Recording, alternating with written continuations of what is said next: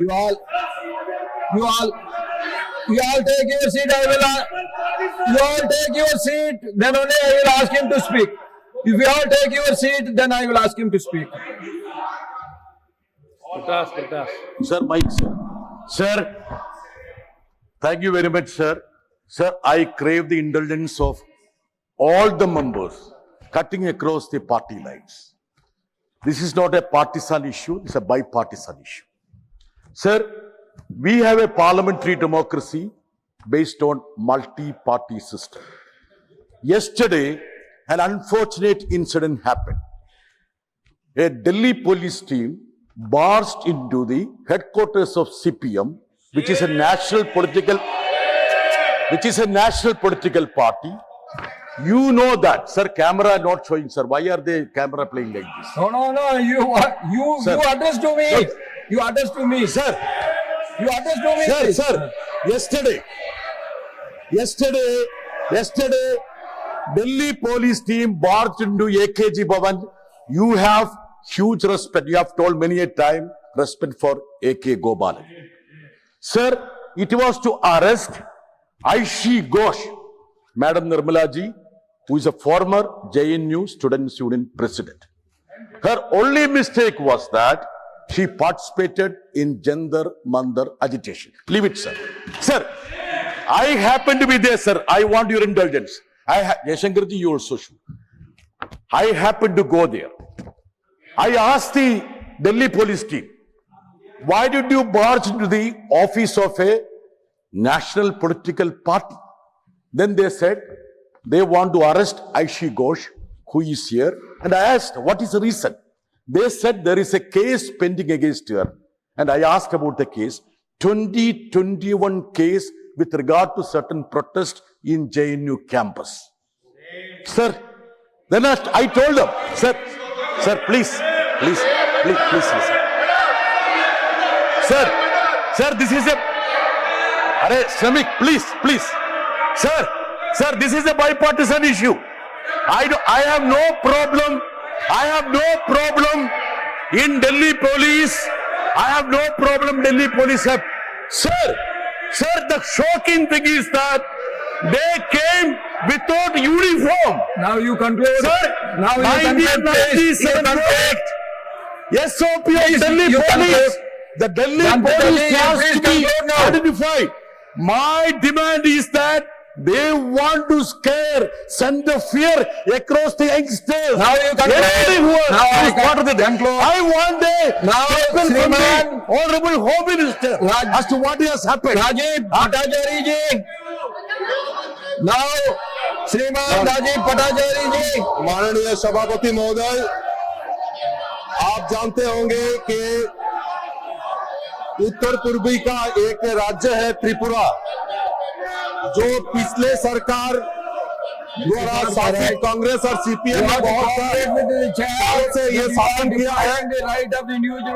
आज जिले में जैन जी की बात करते हैं, लेकिन उधर का युवा का भविष्य क्या होगा, उनका रोजगार क्या होगा, उनका साधन क्या होगा रोजगार का।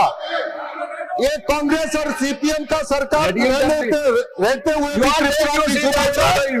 कुछ सुधार नहीं हुआ। और 2014 से आजादी की बात से मोदी सरकार बनने के बाद उत्तर पूर्वीय क्षेत्रों में खास करके त्रिपुरा की आम जनता हो, जनजाति क्षेत्र हो, मोदी जी ने विकास का कोई कसर नहीं छोड़ा।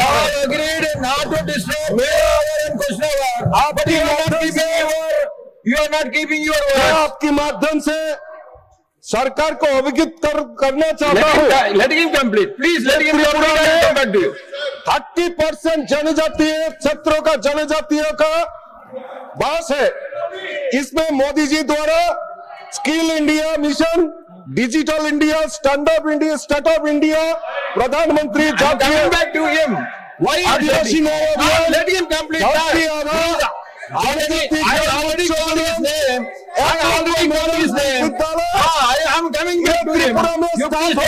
जनजाति जुबा को खड़ा करने के लिए मैं आपके माध्यम से सरकार के पास अपील करना चाहता हूं कि Oh, this is not correct. You Tripura should में not disturb the speech of जनजाति our member. जो I am युवा going है back to him. You please इनके लिए take your seat. Residential skill development I am employment coming back centre to him. बने जो You should not take body your seat. Tribal research institute है, इसके माध्यम से ये त्रिपुरा की जनजातियों का जो युवा है इनको रोजगार मिलेगा। स्किल डेवलपमेंट में इनको प्रोत्साहित करने का एक संकल्प होगा। हाल ही में हमारा नरेंद्र मोदी जी का जो मन की बात जो जनजातियों का असली और त्रिपुरा को दिखाने का काम अभी मन की बात अनुष्ठान में त्रिपुरा जनजातियों का एक वाद्य यंत्र है, instrument, musical instrument chain pro, ये सरोज देववर्मा को प्रोत्साहित किया है। मैं पूछना चाहती हूँ, ये कांग्रेस और सीपीएम का बहुत सालों से त्रिपुरा में सरकार थी, तब युवाओं का कुछ नहीं किया। ये मोदी जी आने के बाद त्रिपुरा में युवा जनजातियों का सबका उन्नयन के डेवलपमेंट के लिए काम कर रहा है।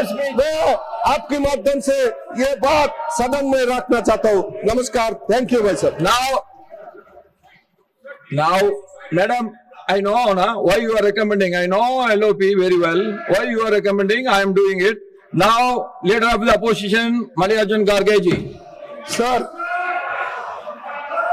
जो बेटा ने यहाँ पर उठाया मुद्दा, ये बहुत शर्मनाक है कि एक नेशनल पार्टी के ऑफिस में हम घुस के अगर सीबीआई के लोग ये घुस के जाते हैं, उसको अरेस्ट करने की बात करते हैं। Democracy is not safe, people are not safe, therefore I request you, people who have gone there unauthorized, they should be punished. Why they have gone? Who are they? Who ordered them? Oh, you ask your people to sit in there. No, I'm asking. Who asked them to go there? Now, Who ordered? now the honorable leader of the house, That now is the not leader of the the house will reply. That is not the house. Therefore, Sir, you have raised your voice. Let the government respond to it. Sir, Let the government to respond to it. He has raised, you have raised. Sir, let the government respond to it. Please take your seat. Please take your seat, let him respond. Now, sir, now the leader of the house, whatever my friend, sir, what my friend John Vikas has said, this is a very normal law and order situation that we have to understand. I have been a student activist and I have been arrested many times from the classroom in emergency days when Congress party was ruling. I have been arrested.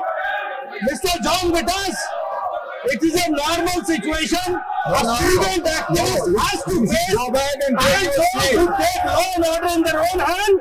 The police have to act accordingly, and the police has acted accordingly for those cases. They are trying to sensationalize. It is a normal law and order activity which the police undertakes, and any student activist who wants to do activism should face this. Even I have faced not once, many times.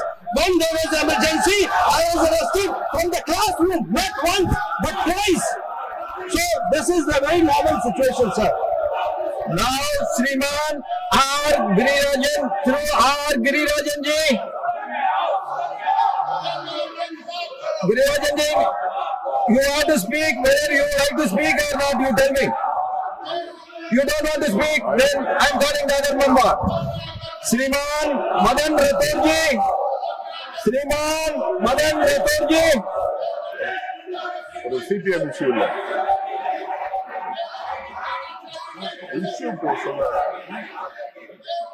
सभापति महोदय, मैं आपके माध्यम से एक ऐसा विषय उठा रहा हूँ जिसका सामना सबको करना पड़ रहा है।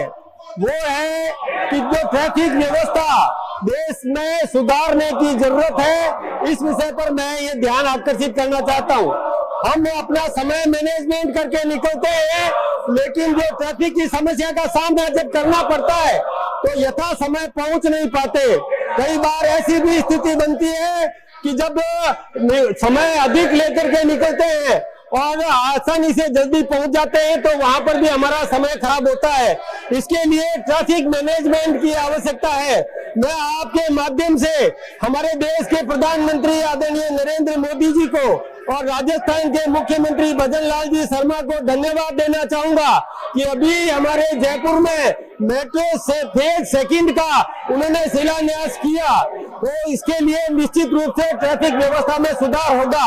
मैं आपका ध्यान आकर्षित करना चाहूंगा, राजस्थान के कोटा में इस प्रकार की व्यवस्था की गई है कि जो भी चौराहे हैं वहां पर या तो अंडरपास बना दिया या ओवरब्रिज बना दिया ताकि कहीं पर भी सिग्नल पर रुकने की जरूरत नहीं पड़े। इस प्रकार की व्यवस्था राजस्थान सरकार ने की है।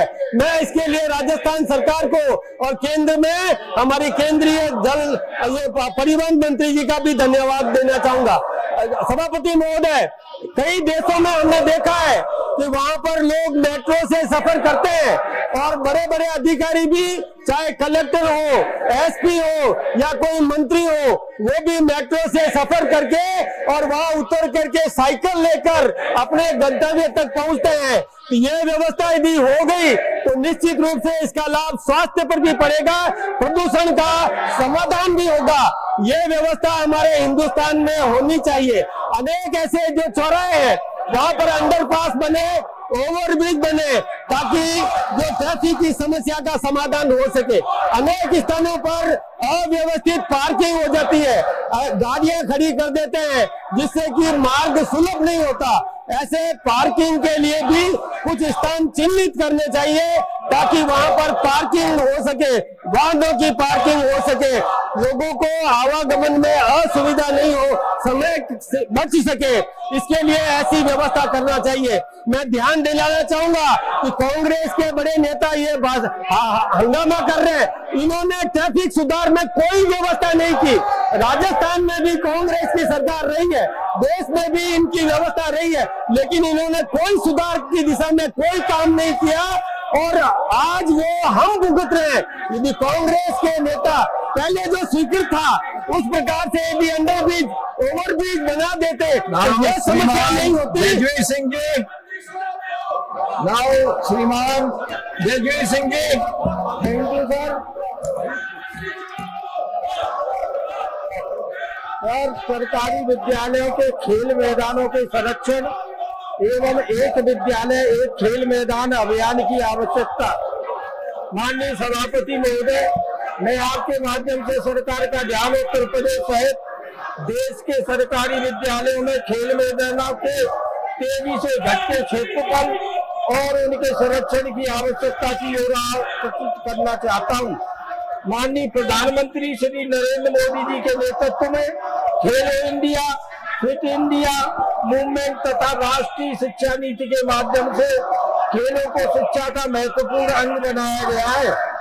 सरकार का उद्देश्य स्वस्थ, अनुशासित और आत्मनिर्भर युवा शक्ति का निर्माण करना है, किंतु अनेक सरकारी विद्यालयों में खेल मैदान अतिक्रमण, अव्यवस्थित निर्माण अथवा अन्य प्रयोगों के कारण वो समाप्त होते जा रहे हैं। परिणाम स्वरूप लाखों विद्यार्थी खेल कूद और शारीरिक गतिविधियों से वंचित हो रहे हैं, जिससे उनके सर्वांगीण विकास और खेल प्रतिभाओं के उभरने पर प्रतिकूल प्रभाव पड़ रहा है। अतः मैं केंद्र सरकार से आग्रह करता हूं कि राज्य सरकारों के सहयोग से एक विद्यालय एक खेल मैदान अभियान प्रारंभ किया जाए। प्रत्येक सरकारी विद्यालय में खेल मैदान का संरक्षण सुनिश्चित किया जाए। अतिक्रमण हटाने के लिए समयबद्ध कार्य योजना बनाई जाए तथा खेल अवसंरचना के विकास हेतु विशेष वित्तीय सहायता कराई जाए। ये पहल न केवल बच्चों के बल्कि विकसित भारत के निर्माण के एक स्वस्थ अनुशासित I will not allow anybody to get into the well. If anybody gets into the well, yes, anybody gets into the well, they will be taken as serious. You have the right to object from your seats. And Dr. Lakshmikant Vajpayee ji, माननीय सभापति जी, आपके प्रति आभार व्यक्त करते हुए मैं आपके माध्यम से नवीकरणीय ऊर्जा मंत्रालय का ध्यान एक अत्यंत महत्वपूर्ण विषय की ओर दिलाना चाहता हूं। ये विषय देश भर में ग्रामीण क्षेत्रों में सरकारी रिक्त अनुपयोगी भूमि को सामुदायिक सौर ऊर्जा परियोजनाओं में स्थापित करना और सोलर करने से केंद्र सरकार हजारों एकड़ भूमि होने की संभावना रहती है। दूसरी ओर देश ऊर्जा सुरक्षा, हरित ऊर्जा, कार्बन उत्सर्जन में कमी और विकसित भारत 2047 के लक्ष्य की दिशा में तेजी से आगे बढ़ रहा है। यदि रिक्त सरकारी भूमियों का उपयोग सामुदायिक सौर ऊर्जा परियोजनाओं के लिए किया जाए तो ये भूमि राष्ट्र निर्माण में का माध्यम बन सकती है। महोदय, सोलर पार्क और पीएम कुसुम जैसी योजनाएं संचालित है, लेकिन सोलर टाउन और शहरी कम्युनिटी सोलर मॉडल के लिए कोई समर्पित योजना नहीं है। ये गंभीर नीतिगत कमी है। इसके कारण आज करोड़ों लोग जो बहुमंजिली इमारतों में रह रहे हैं, किराए के मकानों में और झुग्गी झोंपड़ियों में रह रहे हैं, उनके पास अपनी छत नहीं है, इसलिए वो रूफटॉप सोलर परियोजनाओं का लाभ नहीं उठा सकते। क्या स्वच्छ और सस्ती ऊर्जा केवल उन्हीं नागरिकों का अधिकार है जिनके पास छत उपलब्ध है? विश्व के अनेक देशों में कम्युनिटी सोलर मॉडल को सफलतापूर्वक अपनाया है। भारत भी इस दिशा में नेतृत्व कर सकता है। मैं सरकार से आग्रह करना चाहता हूँ, रिक्त पड़ी भूमि का सर्वेक्षण करा के राष्ट्रीय सामुदायिक सौर ऊर्जा मिशन की स्थापना की जाए। प्रत्येक नगर निगम, नगर पालिका, ग्राम पंचायत स्तर पर सामुदायिक सोलर पार्क स्थापित किए जाए। पीपी मॉडल, डिस्कॉम और सहकारी समितियों और स्थानीय निकायों की भागीदारी से एकीकृत नीति बनाई जाए और एक जिला न्यूनतम एक सोलर टाउन योजना लागू की जाए। राजस्व की साझेदारी की ऐसी व्यवस्था विकसित की जाए जिससे स्थानीय निकायों को स्थायी आय की प्राप्ति हो सके और उसका उपयोग शिक्षा, स्वास्थ्य, पेयजल और नागरिक सुविधाओं के लिए हो सके। माननीय सभापति महोदय, ये विषय केवल बिजली उत्पादन का नहीं है, ये ऊर्जा में आत्मनिर्भरता, पर्यावरण संरक्षण, स्थानीय रोजगार, नखरी निगाहों की आर्थिक सुदृढ़ता एवं विकसित भारत के संकल्प को साकार करने का विषय है। मैं आपके माध्यम से माननीय मंत्री से आग्रह करना चाहता हूँ, इस दिशा में व्यापक राष्ट्रीय नीति और समयबद्ध कार्य योजना बनाई जाए। धन्यवाद। Now the House adjourned to meet at 12 noon.